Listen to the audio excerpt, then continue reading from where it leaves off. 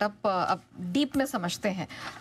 Sir, अच्छी quality वाली कल स्ट्रेंथ देखने को मिली, ऐसा कह सकते हैं, और क्यों? हाँ, तो इसमें कल मैंने मार्केट बंद होने के बाद मैंने एक रील भी डाली थी। और क्योंकि कभी कभी क्या होता है कि आपको बाजार में क्या एक्शन हो रहा है उसको ज़रा डीप में समझेंगे ना, नहीं तो क्या खाली पॉइंट देखेंगे ना तो आपको कॉन्फिडेंस है।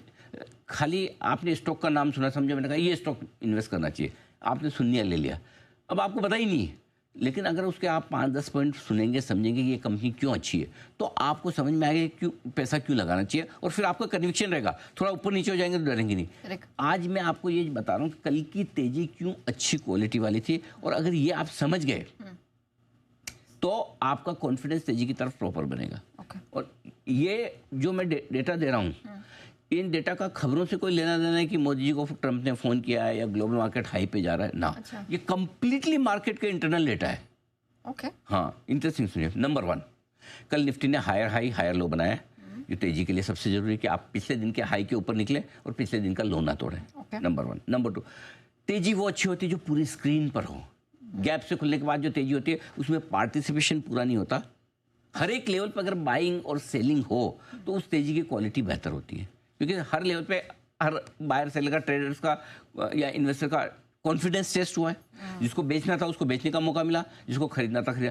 गैप से खुलने बंद होने पे ना वो आपके पास मजबूरी का डिसीजन होता है, और जब स्क्रीन पर तेजी हो तो मजबूती का डिसीजन होता है। Correct. आप सोच समझ के ले रहे हैं, मजबूरी में नहीं। करेक्ट। नंबर 2। नंबर 3, कल फिर हम पिछले दिन के हाई के ऊपर बंद हुए। पिछले दिन के हाई के ऊपर, अच्छा, दिन के हाई पे भी बंद हुए, डेज हाई पर भी। डेज हाई पे वो 5 पॉइंट। चौथा पॉइंट 25,160, ये इंपॉर्टेंट लेवल था। हम बार बार गोट के पिला रहे थे कि क्यों इसके ऊपर निकलना जरूरी है, इसके ऊपर वो हो गया।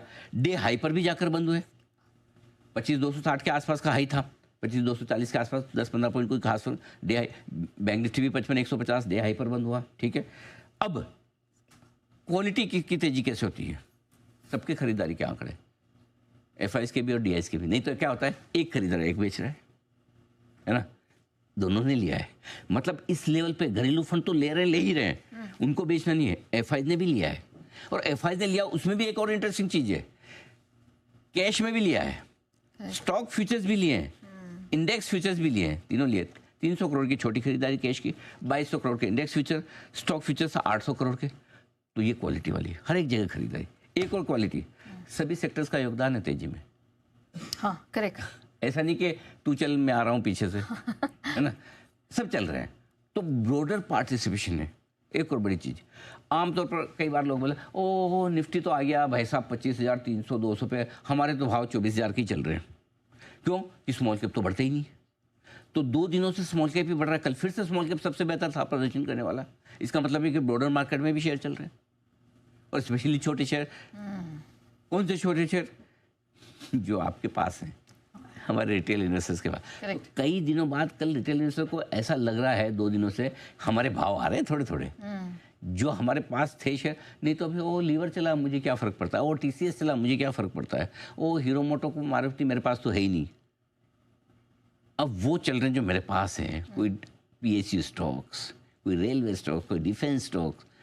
तो अब वो ये बाजार के अंदर, और ये 10 के 10 इंटरनल में बाजार के बता रहा हूँ आपको। ये नहीं बता रहा हूँ कि ट्रंप की वजह से मूड बढ़िया हो रहा है, कि मोदी जी को हैप्पी बर्थडे कर दिया या हम ये सब छोड़ दीजिए, वो एक्सटर्नल इवेंट्स हैं। मैं इवेंट्स नहीं बता रहा हूँ, मैं बाजार के इंटरनल डेटा स्ट्रेंथ दिखा रहा हूँ। ये बहुत काम की चीज़ है।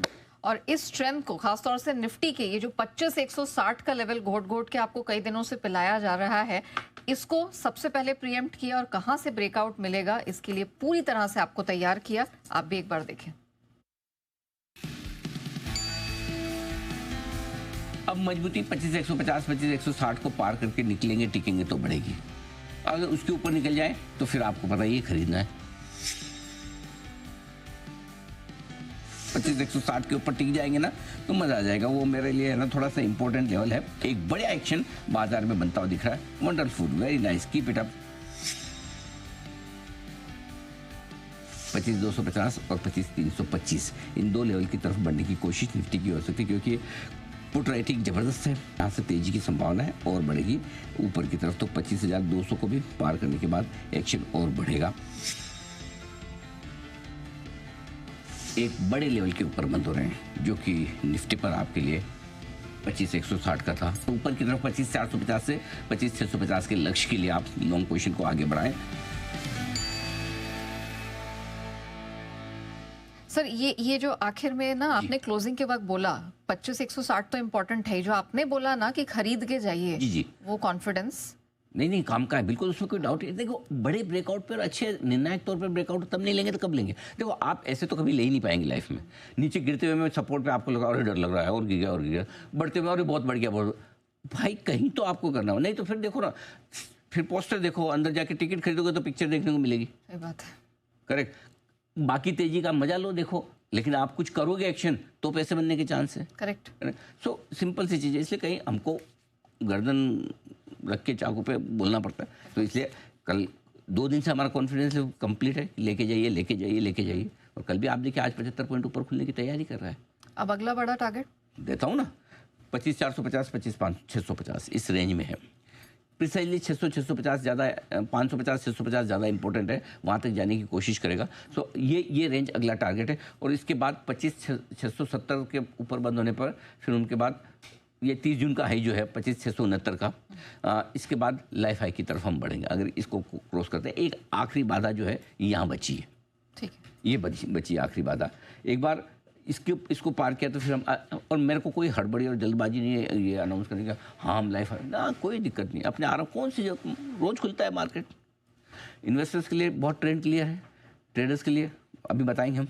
अब रहा बैंक निफ्टी का सवाल, 55,150 का ब्रेकआउट चाहिए था, इसको भी हमने बार बार बोला कि 55,150 कल एग्जैक्टली वहीं जाकर बंद हुआ है।